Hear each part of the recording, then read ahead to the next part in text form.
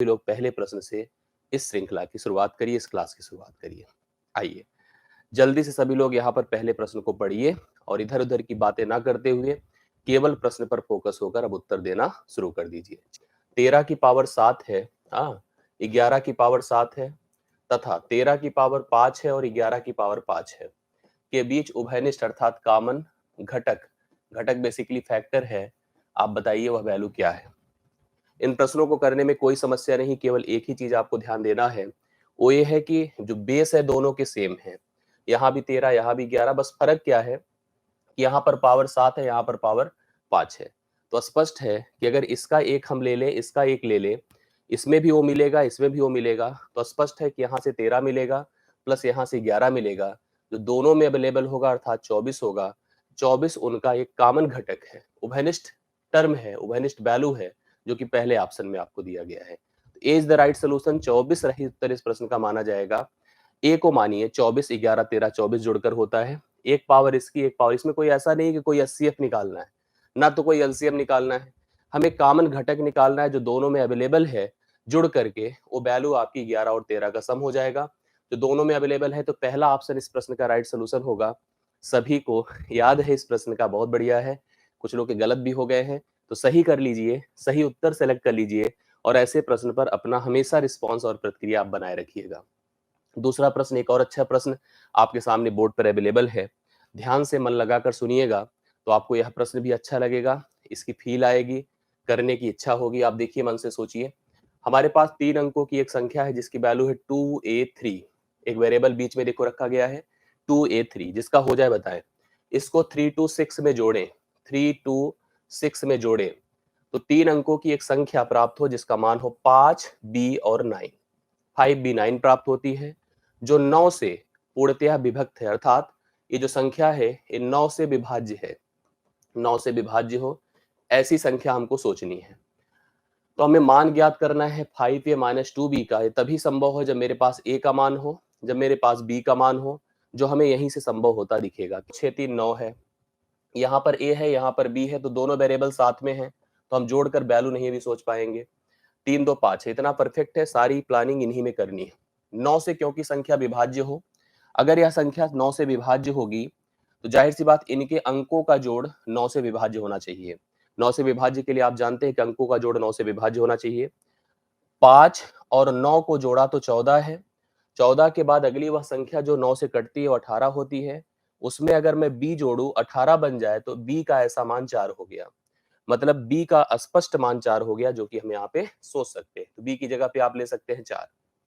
अगर भाई हम b की जगह 4 सोच रहे हैं तो यहाँ पर 2 है, कोई हासिल तो गया नहीं है, तो सीधा सीधा a का मान 2 हो जाएगा, क्योंकि 2 प्लस 2 मिलकर आपको 4 बना देगा।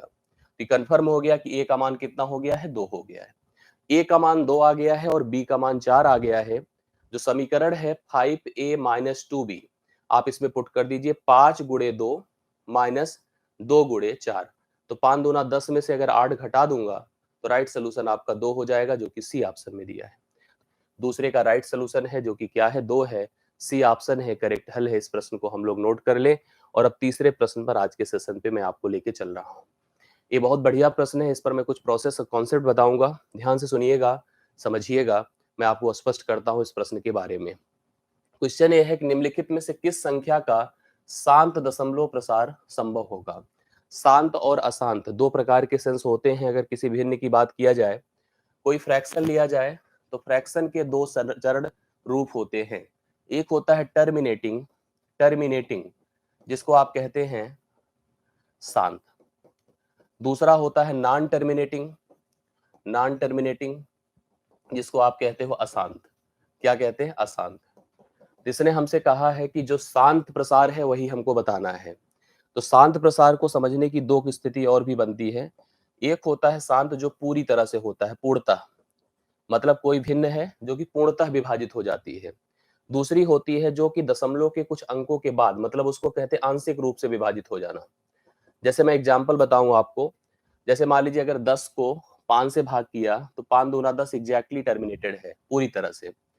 अगर मान लो मैं इसी 10 को इसी या ऐसे कोई नंबर ले लेता हूं मैं, सपोज करो मैंने कहा कि हम 15 को 15 को 5 से विभाजित करें तो रिजल्ट 3 आएगा, पूरी तरह से कट रहा है। इसी 15 को आप 4 से विभाजित करिए तो 3.75 आएगा। देखो यह पूर्णतः कटा या दशमलव के कुछ अंकों के बाद कटा। इसको भी टर्मिनेटिंग कहेंगे, इसको भी टर्मिनेटिंग, मतलब दोनों टी की कैटेगरी में आएंगे, शांत कहलाएंगे।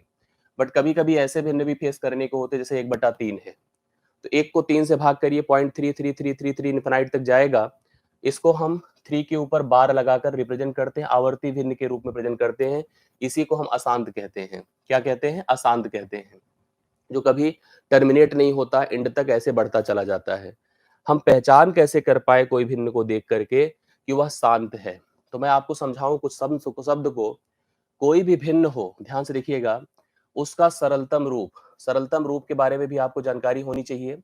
भिन्न कोई भी कॉमन, भिन्न के अंश और हर किसी भी कॉमन नंबर से ना कटे।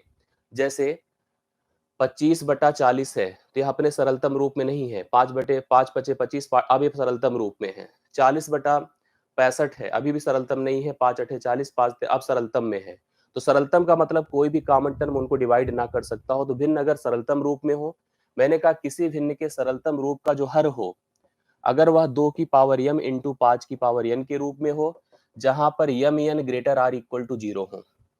मतलब जो भिन्न का हर हो, देखो कुछ ऐसे हो, या तो 2 की पावर 1 हो, 2 की पावर 2 हो, 2 की पावर 3 हो, बढ़ते जाएं, 5 की पावर 1 हो, 5 की पावर 2 हो, 5 की पावर 3 है, बढ़ते जाएं। मतलब अगर कहीं पर यम का मान हम 0 ले ले तो एक ही टर्म एप्लीकेबल हो सकता है। जैसे 2 को ही उपयोग में लाइए, 5 को 0 बना के चलिए, 5 की पावर 0 बना के चलिए, तो 2 की पावर 1 मतलब 2, 4, 8, 16, 32, 64 ए एप्लीकेबल हैं। 5, 25, 125, 625, 3125 ए एप्लीकेबल हैं। इनका किसी से भी परस्पर गुणा एप्लीकेबल है। तो कभी भी कोई भिन्न दिया जाए तो पहले भिन्न के सरलतम रूप को सोचिए। सरलतम रूप को सोचने के बाद उसके हर को देखिए। अगर हर 2 की पावर m गुणे 5 की पावर n, मतलब मैंने कहा 2 की किसी धनात्मक घात या 5 की किसी धनात्मक घात या उनके परस्पर मल्टीप्लिकेशन के रूप में हो, तो अभिन्न आपकी क्या कहलाती है? शांत कहलाएगी। चाहे वो पूर्णता हो, चाहे वो दशमलव के कुछ अंकों के बाद हो। एक कॉन्सेप्ट क्लियर हो गया होगा अगर आपने समझा है। अब बात अपने इस प्रश्न की किया जाए जो कि दिया है। जैसे अगर देखा जाए तो इसमें हमारे पास अलग अलग ऑप्शन हैं। इन ऑप्शंस में अगर मैं सबसे पहले ऑप्शन को सेलेक्ट करूं जो कि 57/120 है, मैं इसको सोच रहा था, अभी सरलतम रूप में अगर देखो तो नहीं है। 3 से कटेगा 19 बार, ये 40 बार, तो ये 19/40 है, अब सरलतम रूप में है। आप इसको लिख सकते हैं 5 गुणे 8, अर्थात 5 की पावर 1, 2 की पावर 3। स्पष्ट है कि यह भिन्न 2 की पावर m गुणे 5 की पावर n के रूप में है। मतलब यह शांत प्रसार को प्रदर्शित कर रही है। बाकी अगर किसी भिन्न को आप देखिए, जैसे 150 है, तो 150 मतलब 25 छक्के 150, मतलब 3 भी इन्वॉल्व रहेगा। तो 2 और 5 के अतिरिक्त अगर कुछ भी इन्वॉल्व रहेगा तो अपने शांत स्वरूप में नहीं होगा। 110 में 11 मिल जाएगा, 140 में 7 मिल जाएगा, तो ये लोग शांत प्रसार नहीं है। केवल पहला ऑप्शन शांत प्रसार है। कितने लोग को समझ में आया प्लीज बता दे। यस, जल्दी से बता दे, क्या आप लोग को समझ में आई बातें? शांत प्रसार का कॉन्सेप्ट क्लियर हो गया। भिन्न का हर, पहले तो भिन्न का सरलतम रूप का हर, भिन्न का हर अगर 2 की पावर m गुणे 5 की पावर n के रूप में है, मतलब 2 की कोई धनात्मक घात, 5 की कोई धनात्मक घात के अतिरिक्त अगर कोई मान है तो वह शांत नहीं है। अगर है तो आप 100% मान के चलो वह शांत प्रसार है। आप तीसरे प्रश्न को समझ गए होंगे। यही कॉन्सेप्ट है इसका। ठीक, जिसको नहीं आया है वो एक बार ध्यान से फिर से रिवाइज कर लेगा, स्पष्ट हो जाएगा। इसमें कोई ऐसी बड़ी बात नहीं रह गई अगर एक बार आपने सेंस लगा के समझ लिया है तो। क्लियर है? अगले प्रश्न की बात किया जाए, जो हमारा अगला प्रश्न है, प्रश्न संख्या 5 है। आप ध्यान से देखिए, दो चरों पर आधारित रैखिक समीकरण पर आधारित प्रश्न है। सीधा सीधा यहाँ पर आपको जो है समझने की जरूरत है, समझेंगे तो बहुत अच्छे से क्लियर हो जाएगा। 6 आम तथा 4 सेब, 6 आम, आम मतलब मैंगो, 4 सेब, 4 एप्पल का कास्ट है कितने रुपए? 34 रुपए। 5 आम मतलब 5 मैंगो प्लस 5 सेब, 5 सेब का कास्ट है 30 रुपए। तो इसने कहा प्रत्येक आम तथा प्रत्येक सेब की कीमत क्रमशः क्या होगी। अब इसमें हम एक चीज कर सकते हैं कि ऑप्शन रख के, ऑप्शन भाई या दूसरा तरीका है कि हम साइमल्टेनियसली हल कर डालें।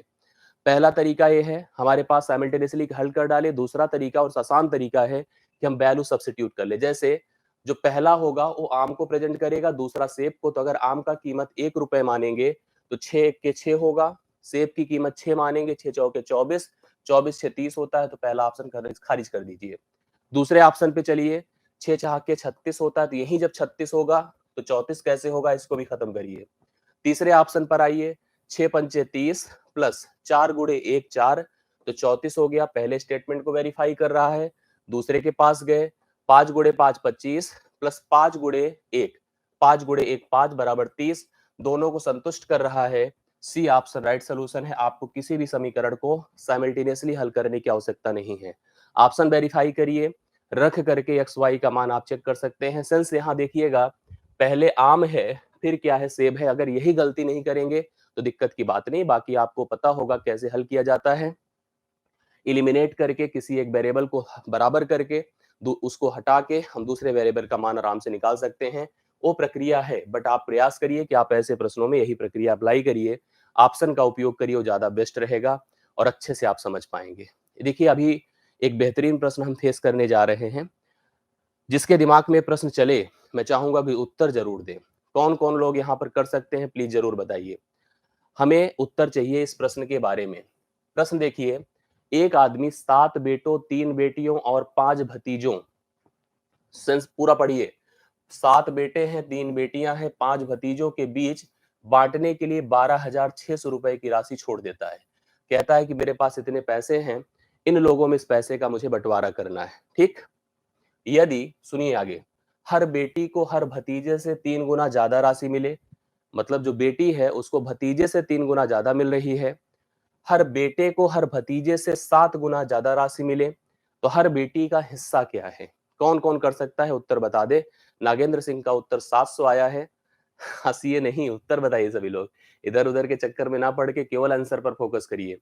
यहाँ पर एक बात जब मैंने यहाँ तक पढ़ी, वैल्यू निकालने से पहले पता चला कि चाहे वो बेटी हो चाहे वो बेटा हो, उसका जो अनुपात बनाया गया है वो भतीजे के साथ बनाया गया है।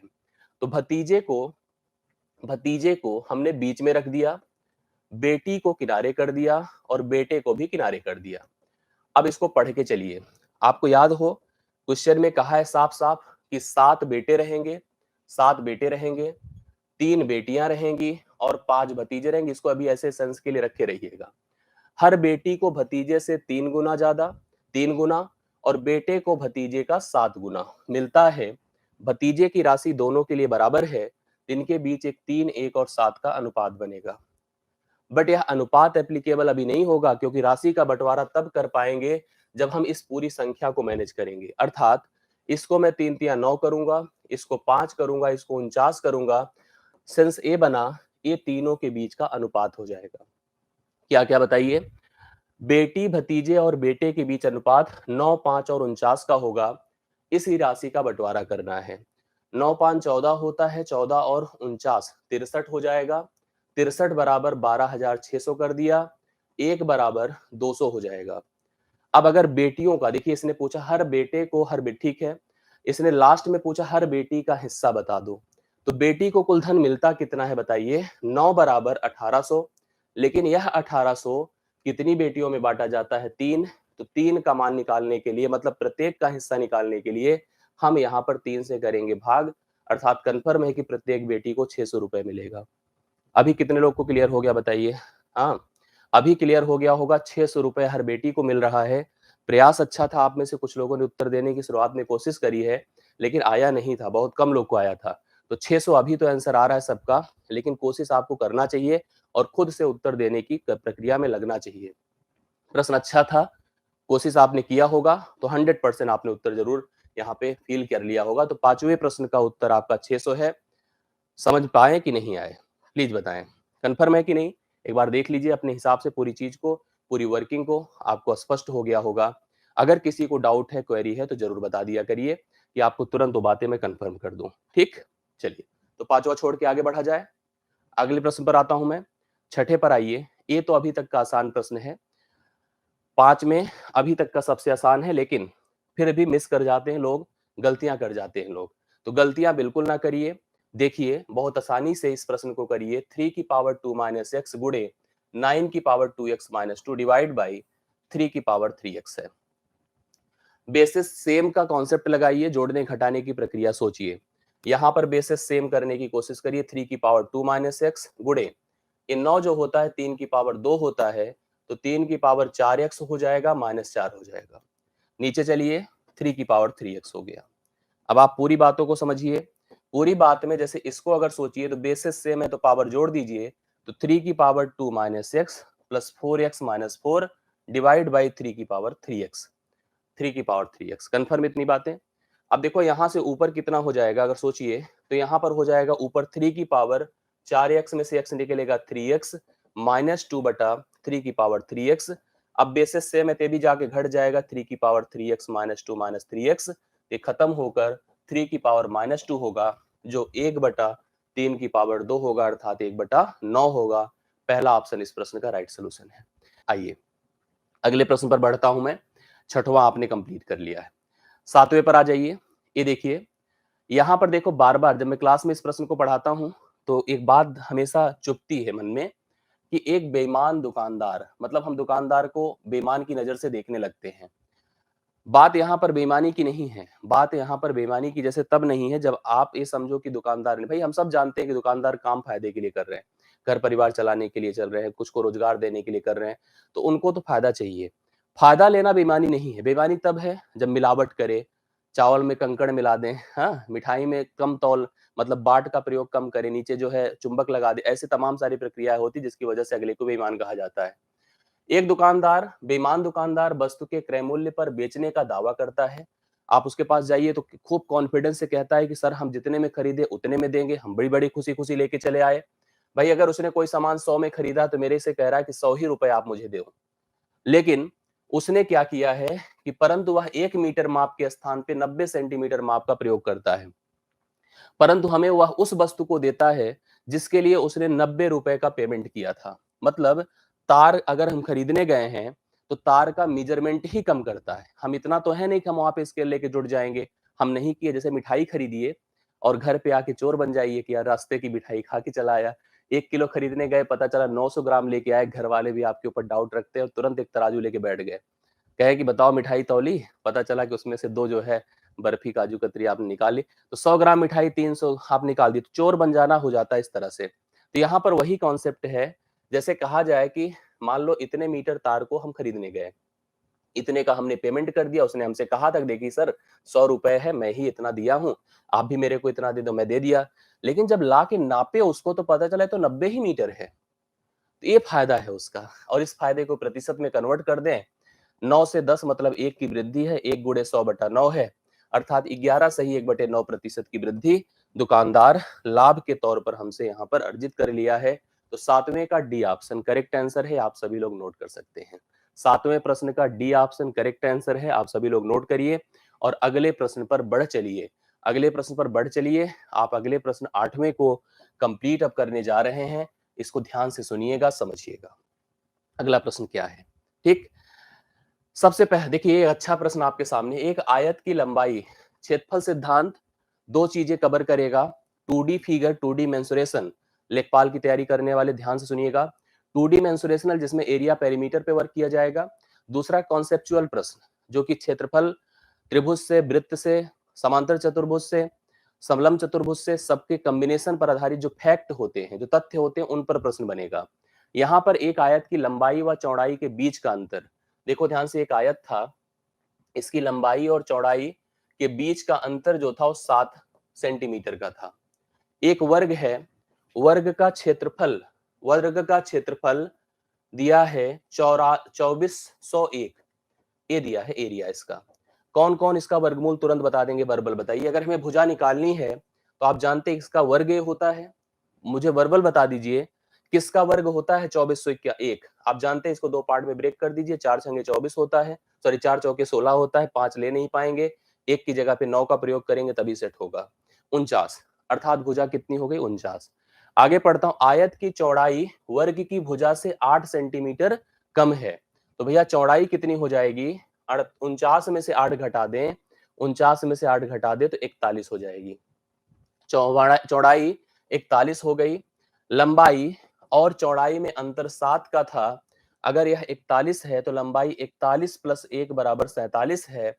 अब 47 गुणे 48, सॉरी 48 गुणे 41 का प्रोडक्ट करिए, 8 1 के 8, अंत में 78, 178 इस प्रश्न का राइट सोल्यूशन हो जाएगा।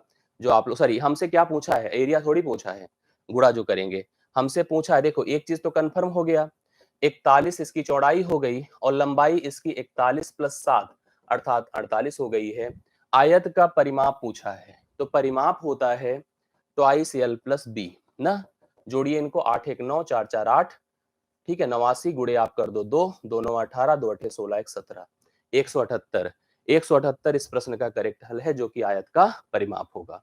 डी ऑप्शन राइट सोल्यूशन, 178 बिल्कुल सही बताया आप लोगों ने, करेक्ट हल है। मतलब वर्ग का क्षेत्रफल था, वर्ग की भुजा निकाला, वर्ग की भुजा से चौड़ाई 8 कम थी, 41 हो गया, लंबाई चौड़ाई का अंतर 7 का था, तो लंबाई 48 हो गई, 48 41 को हमने यहाँ पर जोड़कर 2 से गुणा कर दिया, परिमाप हमको प्राप्त हो गया। तो परिमीटर 178 है, बिल्कुल 8वें प्रश्न का राइट सोल्यूशन है।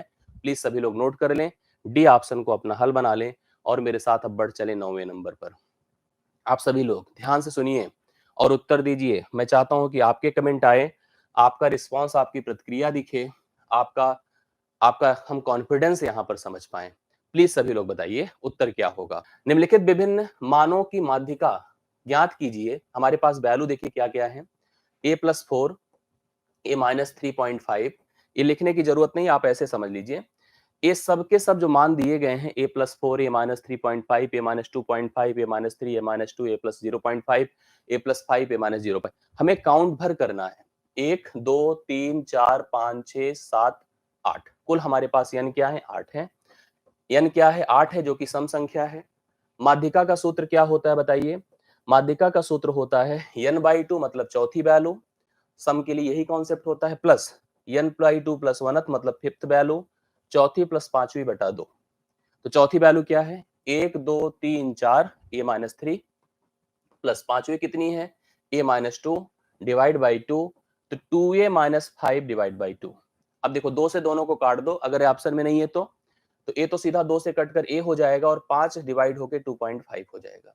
a-2.5 है, जो बी ऑप्शन में दिया गया है, और आप इस प्रश्न के हल को बी ऑप्शन से सिलेक्ट कर सकते हैं। राइट सोल्यूशन इस प्रश्न का करेक्ट हल है a-2.5। बताने वालों की संख्या ज्यादा है।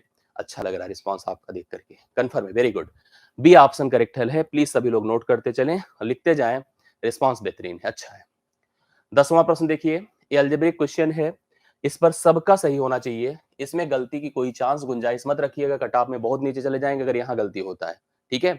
आप समझिए यहाँ पर प्रश्न क्या है, a plus B plus C बराबर 11, a plus B plus C बराबर 11। अगला देखिए क्या दिया है, A B plus B C plus C A बराबर 20। अगला हमसे पूछा फाइनली क्या है, A cube plus B cube plus C cube minus thrice A B C, इसका मान पूछा है। अब इसके मान में देखो हमें क्या क्या जरूरतें होती हैं। जरूरत होती है A plus B plus C की, जरूरत होती है ए वर्ग प्लस बी वर्ग प्लस सी वर्ग minus A B minus B C minus C A की। हमारे पास ए अवेलेबल है, ए भी अवेलेबल है, केवल इतने की कमी है, इसको हम निकाल सकते हैं यहीं से। अगर हम इसमें दोनों पक्षों में वर्ग करते हैं तो हो जाएगा ए वर्ग प्लस बी वर्ग प्लस सी वर्ग plus twice A B plus B C plus C A बराबर इसका वर्ग होगा 121। इसका मान क्या है 20, तो 20 दूना हो जाएगा 40, 2 गुणे 20 बराबर 40, 40 इसमें से घटेगा, एक हुआ, 12 से 4 8 अर्थात 81। मतलब ये कंफर्म हो गया कि A square plus B square plus C square बराबर कितना हो गया, 81। इसका मान यहाँ पे 81 हो गया। अब a प्लस बी प्लस सी का मान देखो कितना है, एक हो 11, इसकी जगह लिख दो 81 minus A B plus B C plus C A, क्योंकि माइनस बाहर लेते ही सब अंदर के प्लस हो जाएंगे, जिनका मान है 20, लिख दीजिए 20।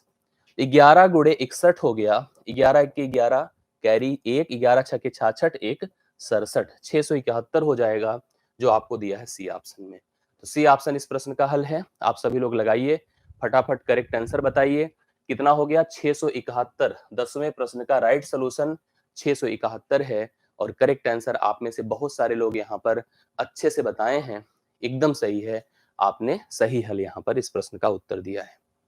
11 नंबर पर बढ़ता हूं। एक अच्छा अब तक का देखिए बहुत बेहतरीन प्रश्न आपके सामने है बोर्ड पर अवेलेबल, थोड़ा ध्यान से अगर देखेंगे तो जरूर हम इसको कर पाएंगे। हाँ, सांख्यिकी का उपयोग है और सांख्यिकी का एक बेहतरीन प्रश्न आपके सामने बोर्ड पर है। पढ़िए आप सभी लोग। किसी बारंबारता बंटन में, आप सभी लोग ध्यान से देखिएगा तभी ये प्रश्न हल भी हो पाएगा, ये भी मैं बता दे रहा हूं। कह रहा है किसी बारंबारता बंटन में दो वर्गों की बारंबारता लुप्त है। आप यहाँ पे लुप्त देख रहे हैं और यहाँ पे लुप्त देख रहे हैं, ठीक। तो बारंबारताओं का योग एवं माध्यिका ज्ञात है।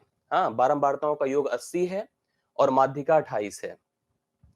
तो हमसे पूछा है, आंकड़े हमको दिए गए हैं 40 से 50, ये वाला जो डेटा है, इन वर्ग अंतराल है, इसकी इस बारंबारता का मान आपसे प्रश्न में पूछा गया है। एक बढ़िया प्रश्न है। अब मन से अगर समझेंगे तो जरूर स्पष्ट हो जाएगा। कभी भी अगर हमको देखो यहाँ पर अगर आंकड़ों की बात किया जाए तो आंकड़ों में हमारे पास योग अवेलेबल है, ठीक, माध्यिका अवेलेबल है। हाँ, हम लोग अगर माध्यिका के बेस काम करने की कोशिश करें, माध्यिका पर फोकस होकर काम करने की कोशिश करें, तो माध्यिका के लिए हमें बारंबारता के साथ साथ संचयी बारंबारता की जरूरत होती है। चलिए, इसकी संचयी बारंबारता के हिसाब से 6 हो गया, 6 प्लस F1 हो गया, 30 6 36 होता है, 36 प्लस F1 हो गया, 36 और 28 64 होता है, प्लस F1 हो गया, इसमें जोड़ दे तो 64 प्लस F1 प्लस F2 हो गया। संचयी बारंबारता अगर हमने निकाला तो कुछ इस तरह से बनकर आया। अब आप ये बताओ, ये जो 64 प्लस F1 प्लस F2 होगा जो कि 80 के बराबर होना चाहिए क्योंकि योग के बराबर होता है, तो यहां से कंफर्म हो जाएगा कि F1 प्लस F2 बराबर अगर 64 घटा देते 16 हो जाता है।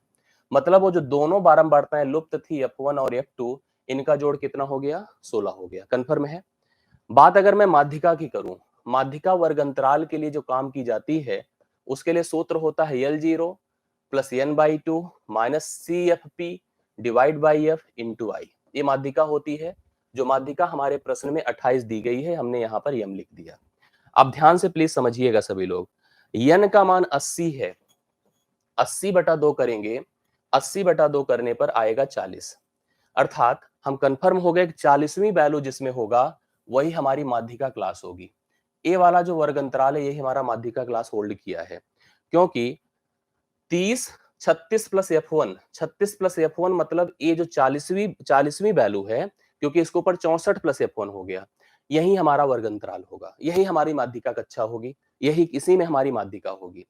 हमने L0 लिखा, यहाँ पर 20 है, प्लस n/2 40/2 देखो 80 होता है, माइनस इसके पहले की संचयी बारंबारता, तो क्या हो जाएगा? -6 minus F1 divide by F, इसकी बारंबारता 30 है, गुणे बिट्थ है 10 बराबर माध्यिका है 28, माध्यिका 28 है। कंफर्म। ये इससे खत्म हो गया, 20 उधर जाके 8 हो जाएगा, 8 गुणे 3 24 हो जाएगा। 80 माइनस 6 घटा दीजिए, 80 माइनस 6 यहाँ पर कंफर्म, 80 नहीं होगा 40 होगा, ये गलत लिखा है। 40 माइनस 6 क्योंकि n/2 की बात थी, 40 माइनस 6 होता है आपका 34 माइनस F1 बराबर ये 20 घटकर यहाँ पर 8, 8 गुणे 3 कर दीजिए 24 हो गया। तो F1 भैया कितना हो जाएगा? अगर सोचिए यहाँ पर अगर हम बात करते हैं, देखिए n/2 इतना हो गया, -6 माइनस F1 है, तो आप यहाँ पर देख लो तो कितना हो गया कुल मिला के? कितना हो गया? 80 की जगह 40 है, कंफर्म है, इसमें कोई दिक्कत की बात नहीं है। अब यहाँ पर देखिए F1 का मान कितना हो जाएगा? अगर इसको इससे घटा देते हैं तो 10 हो जाएगा। F1 का मान अगर 10 हो गया तो हमें इसकी बारंबारता फाइंड करनी है। F2 आपने पढ़ा था, F1 प्लस F2 है 16, तो भैया F1 अगर 10 है तो F2 कितना हो जाएगा? 6 हो जाएगा। तो आपके इस प्रश्न का हल कितना आना चाहिए? 6 आना चाहिए, डी ऑप्शन। 40 से 50, 40 से 50 वर्ग अंतराल की बारंबारता, क्योंकि F1 प्लस F2 16 था, जिसमें F1 का मान अगर 10 आ गया था तो F2 का मान आपका कितना हो जाएगा? यहाँ पर F2 का मान ऑटोमेटिकली 6 हो जाएगा। कितने लोग कर पाए हैं, समझ पाए हैं? एक बार मैं फिर से बताने की कोशिश करूंगा, मन लगा के थोड़ा सुनिएगा, इसके बाद 9वें प्रश्न पर चलूंगा, थोड़ा उसको भी ध्यान से देख लीजिएगा, उसका भ्रम दूर कर लीजिएगा और अपनी क्वेरी बता दीजिएगा 9वें में क्या प्रॉब्लम है। किसी बारंबारता बंटन में दो वर्गों की बारंबारता लुप्त है, देखा आपने F1 और F2। बारंबारताओं का योग 80 था, माध्यिका 28 थी, कंफर्म है। हमसे कहा था कि 40 से 50 जो वर्ग अंतराल है इसकी लुप्त बारंबारता का मान बता दो। कंफर्म, क्लियर है।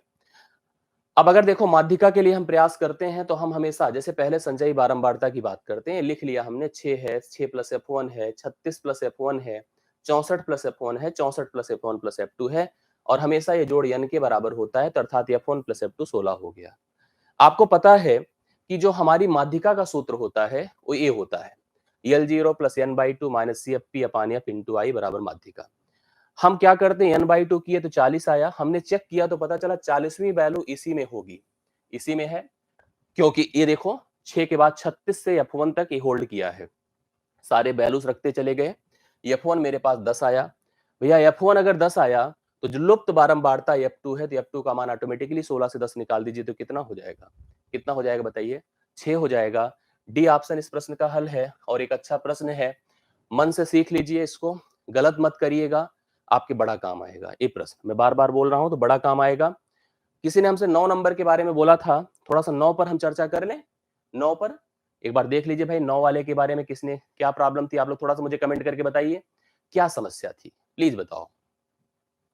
हाँ बताइए क्या समस्या है,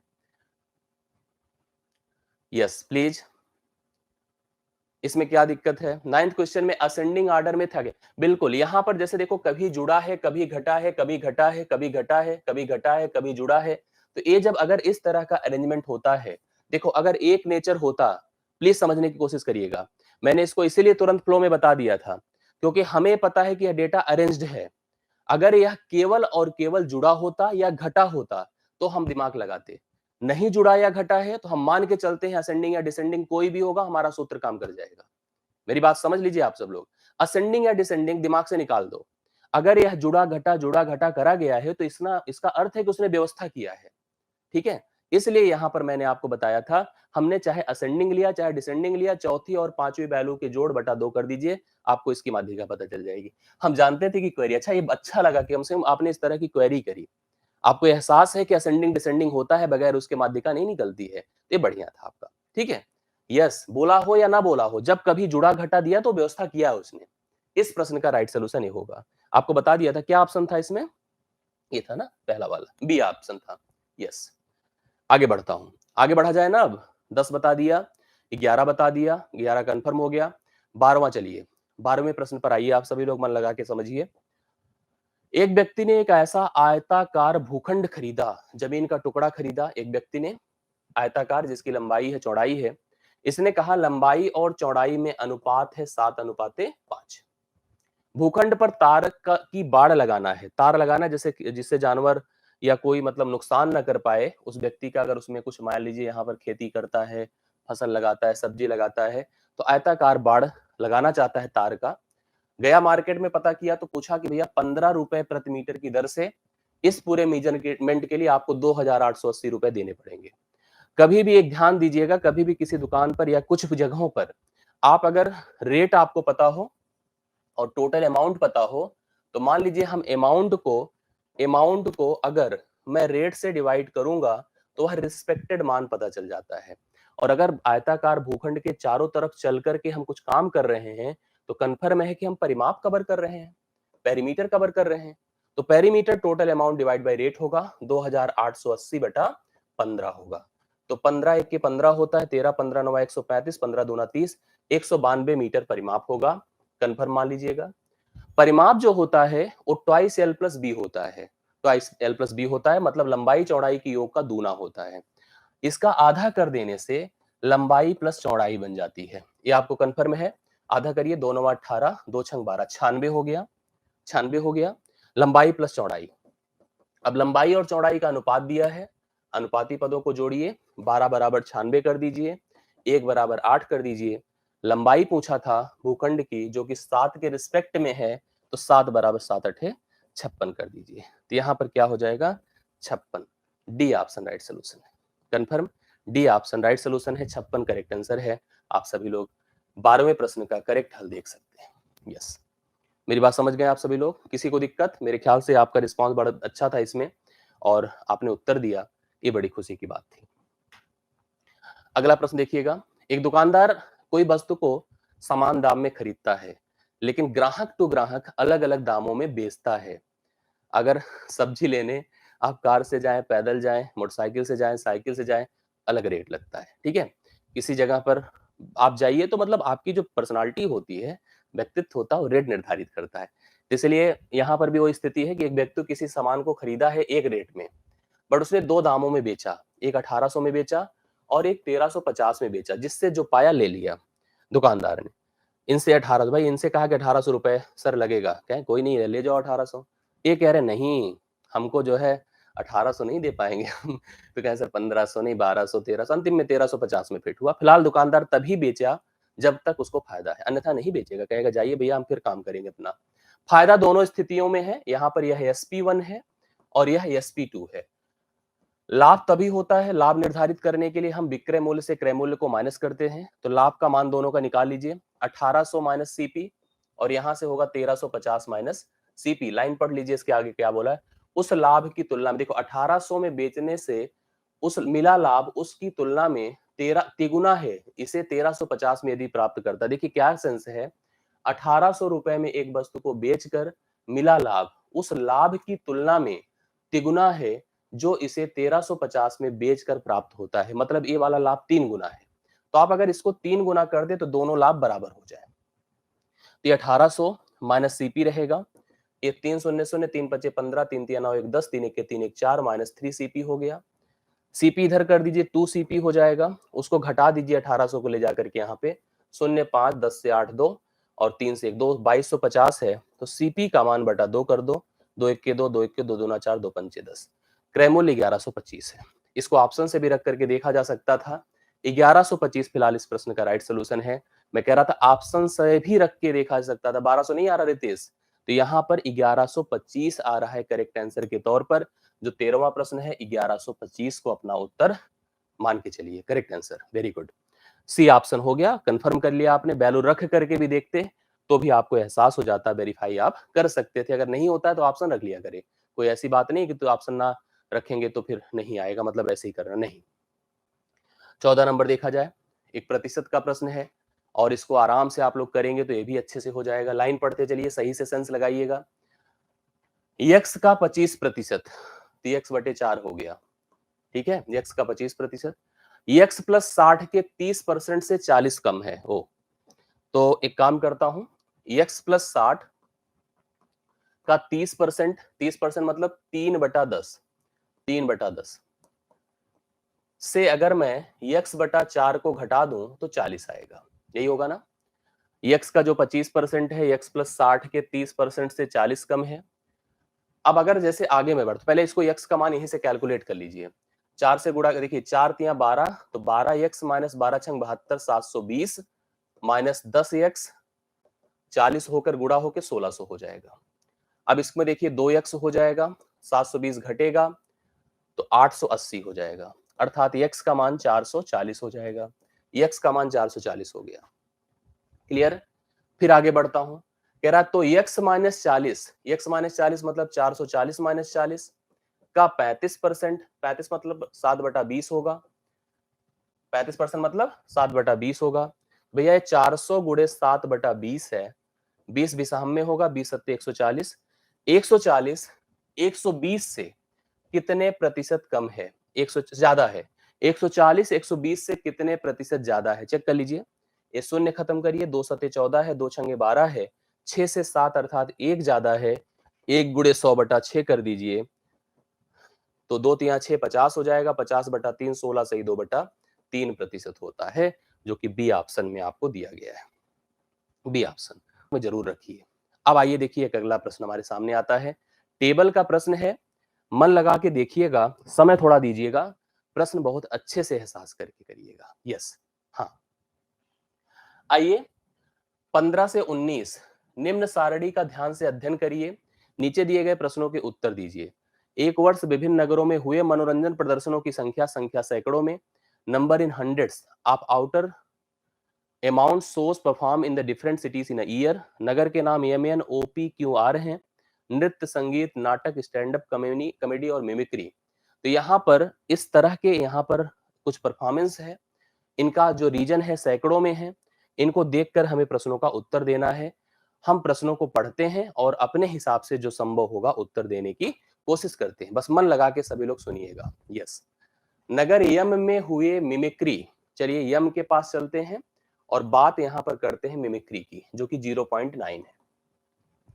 नगर ओ में हुए नाटक, ओ की बात करिए और नाटक पे जाइए जो 12 है, कि कितने प्रतिशत है, तो मैं लिखूंगा 9 गुणे 100/12, ये दशमलव खत्म करे शून्य, शून्य इसको खत्म कर दिया, 3 तिया 9 होता है, 3 चौके 12 होता है भैया, 30/4 है, 4 से डिवाइड करिए, 4 सते 28, 4 पंचे 20, 7.5% है, जो कि आप ध्यान से देख रहे हैं तो डी ऑप्शन कहीं है नहीं है, तो यहाँ पर डी ऑप्शन राइट सोल्यूशन है। देखिए ध्यान से, नगर यम में हुई मिमिक्री मैंने निकाला 0.9, नगर ओ में हुए नाटक 12 का कितना प्रतिशत है, 7.5 है, जो कहीं है बिल्कुल नहीं है, तो डी ऑप्शन को अपना उत्तर आप सेलेक्ट कर लीजिए। 15वें का डी ऑप्शन राइट सोल्यूशन है। प्लीज सभी लोग नोट करिए क्योंकि 7.5 करेक्ट आंसर आ रहा है। दूसरा प्रश्न ध्यान से देखिएगा, सभी लोग मन लगा के समझिएगा, उत्तर आना चाहिए सबका। क्या है प्रश्न? नगर पी में हुए मनोरंजन प्रदर्शनों की औसत संख्या, चलिए पी के पास चलता हूं, सभी मनोरंजन को जोड़ूंगा, सभी मनोरंजन को जोड़ने की मैं कोशिश करता हूं, आप सभी मेरा साथ दीजिए, मैं ऐसे जुड़वाता हूं। देखिए 11 6 17, 17 18 35, 1 36, 1 37, 37.8 हो जाएगा, 37 फिर से एक बार मेरे साथ जोड़िए, 11 6 17, अभी पॉइंट वाला छोड़ दे रहा हूं, 11 6 17 18 35, 1 36, 1 37, 0.5 0.3 37.8 डिवाइड बाई 3 2 5, 5 से भाग करिए, 5 सते 35, 2 8 दशमलव, 5 पचे 25, 5 छंग 30, सैकड़ों में है तो 100 से गुणा करिए, 756 आ जाएगा। 756 कहीं पर है, हाँ ये है ऑप्शन पहला। कितने लोग का आया है? यस हाँ तो सही आंसर है, 756 करेक्ट आंसर है, आप सभी लोग नोट कर सकते हैं। 37.8 लिखा तो है मैंने, बटा 5 करिए, औसत निकालना है तो औसत बराबर क्या होता है? औसत बराबर योग बटा संख्या होता है, औसत बराबर योग बटा संख्या है। आप सभी लोग यहाँ पर इसका आंसर बताइए, राइट सोल्यूशन आपके सामने है, ठीक है।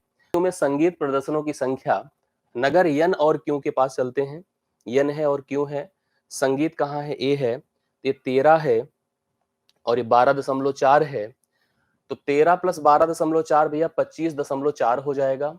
इसमें अगर 5% की वृद्धि हो जाए, ठीक है, 5% की वृद्धि हो जाए तो 5% की वृद्धि मतलब 5% होता है 1/20, अर्थात 21/20 हो जाए, ठीक, 21/20 हो जाए।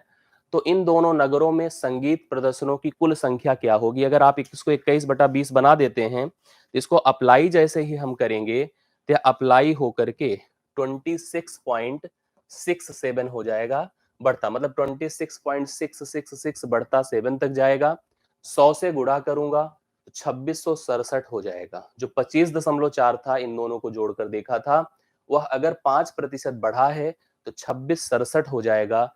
बी ऑप्शन इस प्रश्न का राइट सोल्यूशन है, जिसको हमने लॉक कर दिया। 17वें प्रश्न का उत्तर आपके सामने है।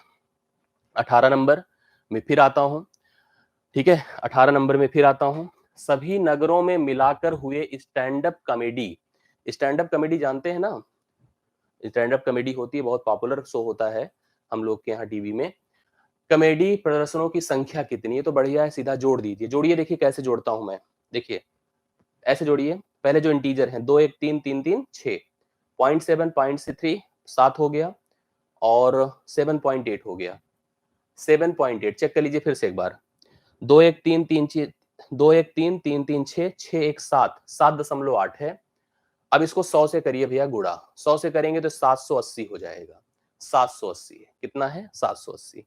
क्या सही है? बिल्कुल सही है, यस। तो राइट सोल्यूशन आपके 18वें प्रश्न का करेक्ट हल है C option, 780 stand up comedy की संख्या है टोटल, सभी नगरों को मिला दिया। 19 नंबर पर मैं पहुंच रहा हूं, ध्यान से देखिएगा, सभी नगरों में नृत्य की औसत संख्या क्या है? नृत्य मतलब डांस, ए है टोटल, जोड़ता हूं मैं, जोड़ने की कोशिश आप भी करिए। देखो पहले मैं दशमलव वाले छोड़ देता हूं, 15 12 27 5 32, 32 11 43, 43 17 60, 60 14 74, 74 हो गया।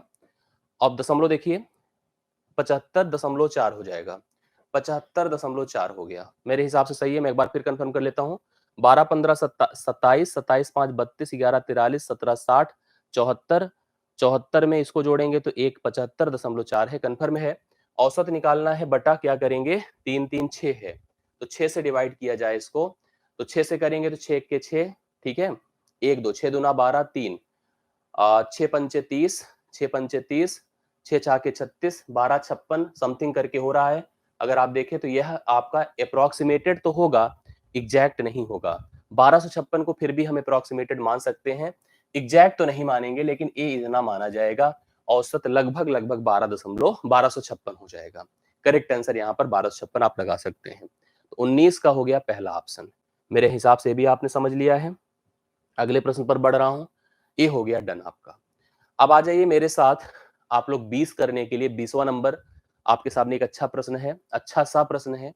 ध्यान से देखेंगे तो जरूर आप कर पाएंगे, कोशिश जरूर करिए सभी लोग।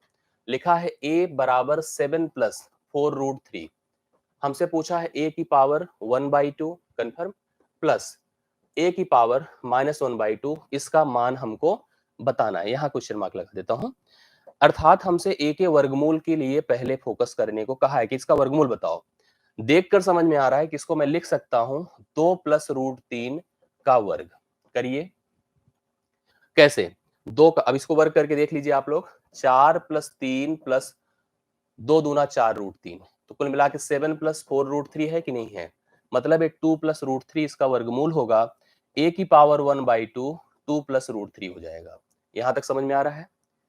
अब अगर मैं a की पावर -1/, देखिए यहां पर हम -1/2 अगर बताएंगे तो भैया 1/2 प्लस √3 हो जाएगा। कॉन्जुगेट से मल्टीप्लाई करेंगे 2 माइनस √3 से ऊपर नीचे, तो ऊपर तो 2 माइनस √3 रहेगा, नीचे आपका 2 दूना a plus B, a minus B का सूत्र लगेगा। a वर्ग मतलब 4 में से 3 निकलेगा, 1 हो जाएगा। कंफर्म हो गया ना। इसका वर्गमूल कितना हो गया 2 प्लस √3। a की पावर -1/2 के लिए इसका रेसिप्रोकल लिखा, कॉन्जुगेट से ऊपर नीचे मल्टीप्लाई परमीकरण करने की कोशिश करी और यहां पहुंच गए। तो भैया इसकी जगह आप लिख सकते हो 2 प्लस √3 और इसकी जगह आप लिख सकते हो 2 माइनस √3 और दोनों को खत्म करिए, उत्तर बता दीजिए 4। उत्तर क्या हो जाएगा 4। डी ऑप्शन है, डी ऑप्शन राइट सोल्यूशन है। सही है, 4 ही है ना कि और कुछ है। 30वें का करेक्ट हल है 4। ये सही उत्तर है, आप सभी लोग लगा सकते हैं राइट सोल्यूशन के तौर पर। आप डायरेक्ट यहाँ पर इसका उत्तर इस तरह से करके आगे बढ़ सकते हैं। एक आपको जैसे एहसास हो रहा होगा किस तरह के जो है प्रश्न आप कर सकते हैं। इस प्रश्न को देखिए, रुपए 3875 को एबीसी में इस प्रकार बांटा गया कि जब ए को 6 रुपए मिलते हैं तो बी को 10 रुपए मिलते हैं। कंफर्म।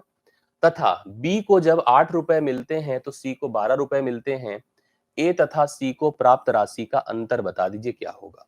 जो लोग यहाँ पर कर सकते हैं इस प्रश्न का उत्तर प्लीज बताइए। आप सभी लोग इस प्रश्न का हल करने की कोशिश करिए। 3 व्यक्ति हैं, यहाँ पर संबंधित अनुपात को न दर्शा करके बैलों के हिसाब से दिया गया है। मेरे पास 3 लोग का नाम बताया गया है ए, बी और सी के बारे में। कंफर्म बातें समझने की कोशिश करिएगा। ए को जब 6 मिलते हैं तो बी को 10 मिलते हैं। तो देखो 6 और 10 में संबंध समझिए, 2 तिया 6, 2 पंचे 10, अर्थात इनके टर्म जो है 3:5 के रूप में है। किसमें है 3:5 के रूप में है। फिर आगे बढ़िए, बी को जब 8 मिलते हैं तो सी को 12 मिलते हैं, तो 4 दूना 8 है, 4 दिया 12 है। तो मतलब ये 2:3 है। अब आप समझिए इसको। हम लोग क्या करेंगे, सबसे पहली चीज यहां पर इस b को बराबर करेंगे। समान करने के लिए बराबर करिएगा। इसको आप 5 से गुणा कर दें, इसको 2 से कर दें, इसको भी 2 से करना पड़ेगा, इसको 5 से करना पड़ेगा, अर्थात 6:10:15 का अनुपात हो जाएगा। 6:10 का 15 का अनुपात होगा। टोटल धन पता है 3875। अनुपाती पदों को जोड़िए, 16 15 31 बराबर 3875 हो गया। एक का मान 31 31 31, एक बार 31 6 7, 31 दूना 62 और 31 बचे, ठीक है 155, ये हो जाएगा 125। पूछा हमसे क्या है, ए तथा सी की राशि का अंतर। अंतर देखो अनुपातिक रूप से कितना है 9 का, तो 9 का मान बताइए। 9 पचे 45, कैरी 4, 9 दूना 18, 4 22, कैरी 2, 9 1 के 2, 9 1 के 9, 9 2 11, 1125 रुपए का डिफरेंस होगा ए और सी की राशि का। तो हमने देखा कि 21 प्रश्न का उत्तर आ रहा है 1125, जो कि उत्तर है यहाँ पर डी ऑप्शन, जो कि अंतर है ए और सी की राशि का। तो सही है, फील सही है, प्रश्न अच्छा है। आप लोग ऐसे प्रश्न भी एग्जाम में फेस कर सकते हैं। अब थोड़ा सा देखिए, इस प्रश्न को लेकर थोड़ा सा मन में कंफ्यूजन होगा, लेकिन अगर आप अच्छे से सोचेंगे तो कर लेंगे। एक कर्मचारी के भत्ते, सुनते जाइएगा, उसके मूल वेतन का 165% है। मतलब जो वेतन उसका है उसका 165% उसको भत्ता मिलता है। भत्ता जो उसको एडिशनल मिलता है 165%। यदि उस कर्मचारी का समग्र वेतन, समग्र मतलब भत्ता और मूल वेतन मिला दिया जाए तो 11,925 रुपए है। तो भाई हम 100% कमाते हैं, पता चला कि इस महीने 165% तो हमें भत्ता मिल गया, तो हमारा समग्र वेतन 265% हो गया। अब यह 265 11,925 के बराबर है। हमको हमारा मूल वेतन बता दो कितना था। हमारा मूल वेतन भैया 100% था। हम 100% का मान निकालना चाहते हैं, ठीक है। 100% का मान हम निकालना चाहते हैं। आप सभी लोग यहाँ पर इस प्रश्न का हल बताइए, उत्तर बताइए। 5 विषम में होता है, 5 पचे 25 होता है, 5 तिया 15, ठीक। 53 से इसको हम लोग यहाँ पर डिवाइड करते हैं, 53 2 बार जाएगा और यह अगर देखो तो कितना हो जाएगा मेरे ख्याल से, अगर हम इसको डिवाइड कर देते हैं इससे लगातार 53 से, तो कितना आ जा रहा है इसका मान? 225 आना चाहिए। हाँ, 2 बार देखिए 225 आएगा। अंत में अगर हम 225 को अगर मैं 20 से गुणा कर देता हूं तो शून्य, 2 पंचे 10, 2 दूना 4, 1 5, 2 दूना 4, 4500 रुपए। 4500 रुपए उस कर्मचारी का मूल वेतन था, जिसका 165% भत्ता जब जुड़ा था तो उसका मान कुल 11,925 रुपए हो गया था। तो अर्थात 22वें में आप थोड़ा सा कंफ्यूज मत होइएगा। कभी कभी कुछ लोग इसको लेकर के सोचते हैं कि 165 है तो उसी को लेकर कैलकुलेट करने लगते हैं। तो राइट सोल्यूशन यहाँ पर सही हल है, 165% है। आप लोग नोट कर सकते, सॉरी ना, 165% मूल वेतन का भत्ता है। भत्ते को मूल वेतन में मिला दिया, समग्र वेतन बना और उसके हिसाब से हमने मूल वेतन फाइन कर दिया, जो कि आपका 4500 रुपए आ रहा था। अगला प्रश्न हमारे सामने है, जो लोग कर सके प्लीज उत्तर बता दें। क्षेत्रफल पर आधारित ये भी प्रश्न है। समखंडभुज को फोकस किया गया है। समखंडभुज रेगुलर हेक्सागन, समखंडभुज रेगुलर हेक्सागन, जैसे रेगुलर आपके पास कोई रेगुलर मतलब नियमित, नियमित जैसे समबाहु त्रिभुज, जैसे वर्ग, उसी प्रकार से regular hexagon, a regular hexagon है। रेगुलर हेक्सागन की बात करें तो मैं आपको बता दूं 6 समबाहु त्रिभुजों से मिलकर बनता है। 6 समबाहु त्रिभुजों से, 6 समबाहु त्रिभुज से मिलकर बनता है। तो अगर एक समबाहु त्रिभुज का क्षेत्रफल √3/4 ए वर्ग होता है, इसको 6 से गुणा करने पर 2 तिया 6, 2 दूना 4, 3√3/2 ए वर्ग इसका एरिया हो जाता है, ठीक है। क्योंकि √3/4 ए वर्ग होता है किसी एक समबाहु त्रिभुज का क्षेत्रफल। 6 समबाहु त्रिभुजों से एक खंडभुज बनता है, आप उसको 6 से गुणा कर दें तो ये 3√3/2 ए वर्ग हो गया। क्षेत्रफल इतना दिया है हम लोग को, क्षेत्रफल दिया है, तो मैं लिख सकता हूं 3√3/2 ए वर्ग बराबर 2400 √3। तो दो चीजें तो ऐसे ही कट रही, √3 से, 3 से कटेगा 800, 800 को 2 से गुणा करें, ए वर्ग बराबर 1600, अर्थात ए का मान 40 हो जाएगा। ए का मान 40 हो गया, मतलब इसकी सभी भुजाएं 40 हैं। 40 40 40 40 40, इस प्रकार से सभी भुजाएं 40 हैं। इसके चारों तरफ देखो, हमें 16.80 प्रति मीटर की दर से खेत के चारों तरफ बाड़ लगवाना है। तो इसका परिमाप अगर आप सोच रहे हैं तो 40 गुणे 6 होगा परिमाप, लेंथ की बात करें। और अगर कॉस्टिंग भी पता करनी है तो गुणे 16 दशमलव क्या कर दें, 80 कर दें। अब ए अगर आप कैलकुलेट कर लेते हैं तो आपका प्रश्न हल हो जाएगा। अगर आप कैलकुलेट कर लिए हैं तो 4032 सही बात है। सी ऑप्शन राइट सोल्यूशन होगा। आप प्रत्येक लोग हल किए हैं, सही आंसर है। आप 240 हो गया गुणे 16.80 है, मल्टीप्लाई कर डालिए, आपके सामने उत्तर 4032 रुपए होगा। एकदम सही आंसर है और आप लोगों ने बता दिया है 23वें का करेक्ट हल। अब मैं पहुंच रहा हूं 24 नंबर पर। एक आवृत्ति वितरण जो हम लोग देखते हैं कि वर्ग अंतराल बेसिकली होता है, निम्नलिखित में से किसमें से अधिक मान हो सकता है। आप ध्यान से देखिएगा, अधिक मान मतलब अगर कोई भी हम लोग यहाँ पर ऑब्जर्वेशन कलेक्शन ढूंढते हैं तो सबसे ज्यादा मान वाला जो केंद्रीय प्रवृत्ति होती है वो बहुलक की होती है, जो सबसे ज्यादा को फोकस करता है। जो सबसे ज्यादा होता है उसी को फोकस किया जाता है, तो इसलिए इस प्रश्न का उत्तर यहाँ पर बहुलक होगा, जो कि सी ऑप्शन है। लास्ट प्रश्न पर हम आ चुके हैं 25 नंबर, और ये आपके सामने एक अच्छा प्रश्न है। इस अच्छे प्रश्न को ध्यान से देखिए, मन लगा के सभी लोग करिए और करके हमें उत्तर बताइए। मैं जानना चाहता हूं कितने लोग इस प्रश्न का राइट सोल्यूशन कर सकते हैं। एक लैंप जलाने वाले को, लैंप, लैंप से पढ़ा होगा आप लोगों ने, हाँ लैंप, अब तो लैंप इलेक्ट्रॉनिक आती है, घासलेट मिट्टी के तेल की लैंप हम लोग यूज किए हैं और जानते हैं कैसे होता है। एक लैंप जलाने वाले को गैस, फिलहाल गैस की है, 100 लैंप जलाने हैं, 100 लैंप जलाने हैं। एक लैंप पोस्ट से अगले तक जाने के लिए 60 सेकंड का समय लगता है। 60, एक देखो लैंप अलग अलग इस तरह से हैं, इस तरह से हैं, इस तरह से हैं, इस तरह से हैं। एक से दूसरे तक जाने के लिए कुल 60 सेकंड का वक्त लगता है। ठीक है। हर एक लैंप से में प्रति घंटे 12 घन फीट गैस जलता है। एक घंटे में 12 क्यूबिक फीट बेसिकली कह सकते हैं, घन फीट हिंदी में लिख दीजिए, गैस जलता है एक घंटे में। अगर एक घंटे में जलता है तो एक घंटे बराबर भैया 60 मिनट होता है, आपको पता होगा इसका मान 60 मिनट है। तो 60 मिनट में 12 घन फीट गैस जलता है। तो आप ये सोच लो कि जो 60 सेकंड अर्थात एक एक मिनट लगता है एक से दूसरे तक जाने के लिए, भाई यहां से अगर दूसरे गैस तक गया, लैंप तक गया, तो 60 सेकंड का वक्त लगा।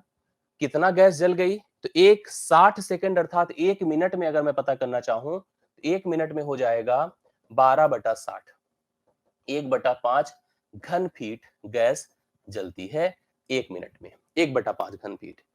कुल कितनी लैंप लगानी है? 100 लगानी है। 100 लगाने की शुरुआत अभी करिए, यहां से फिर यहां तक, फिर यहां तक, इस तरह से करते रहिए। तो अगर मैं शुरुआत कर रहा हूं तो आपको पता है कि कुल मिला के अगर लैंप पोस्ट की बात करेंगे तो देखो यहां से प्रारंभ होगा, जैसे यहां से शुरू किया 99, 98, 97, 96, बढ़ते गए अंतिम में 1। तो इस तरह से हमने एक, सॉरी, मैंने कहा कि देखो आपने समझ लिया था कि एक घंटे में 12 घन फीट लगता था, घन फीट। तो एक मिनट का हम क्यों निकाल रहे हैं? एक मिनट बराबर 60, एक अगर जैसे एक मिनट, एक घंटे बराबर 60 मिनट होता है, तो 60 मिनट में 12 घन फीट है, तो एक मिनट में 12/60 अर्थात 1/5 घन फीट होगा। अब हमको यहाँ पर ये पता करना है कि अगर हम टोटल गैस की रिक्वायरमेंट वैल्यू बताना चाहते हैं, तो इसके लिए हमने कहा कि जैसे यहाँ पर पहला, फिर दूसरा, फिर तीसरा, फिर चौथा, फिर पांचवा, तो आपने देखा था हर के बीच में एक एक मिनट का वक्त लगा था। 60 सेकंड बोला है ना, तो 60 सेकंड का मतलब एक एक मिनट का। एक मिनट में 1/5 घन फीट गैस जलती है, ये कंफर्म हो गया। अब अगर गैस की यहाँ पर उन लैंप की संख्या फाइन करना चाहते हैं, उनका जोड़ टोटल निर्धारित करें, तो देखो यहां से यहां तक मान लो एक 99, फिर 98, फिर 97, ऐसे पहुंचकर अंतिम में 1। तो टोटल जो हमारे पास यहाँ पर क्या पूछा है, कितना गैस जलता है? अगर गैस की बात हम लोग यहाँ पर करेंगे, 1/5 plus into 99 plus 98 plus 100 plus 1 तक पहुंच जाएंगे। अगर देखा जाए तो यह क्या है, यन प्राकृतिक संख्याएं हैं जो कि 1 से लेके 99 तक हैं। तो हम क्या करें, 1/5 गुणे यन प्राकृतिक संख्याओं का जोड़ क्या होता है, n into n plus 1 divide by 2 होता है। 99 गुणे 100/2 होगा, 50 होगा, 5 धाम में 50 होगा, इसका गुणा कर दें, 990 घन फीट उत्तर आना चाहिए। Right solution 990। तो 25वें प्रश्न का लड़ाई झगड़ा बिल्कुल छोड़ करके प्रश्न पढ़ो। 25वें प्रश्न को समझ लिया होगा आप लोगों ने, कितना आंसर आ रहा मैंने बता दिया, 990 घन फीट यहाँ पर सही उत्तर है। आज के सेशन का यह 25वां प्रश्न अंतिम प्रश्न था। संभवतः आपने अच्छे से इसको कवर कर लिया है।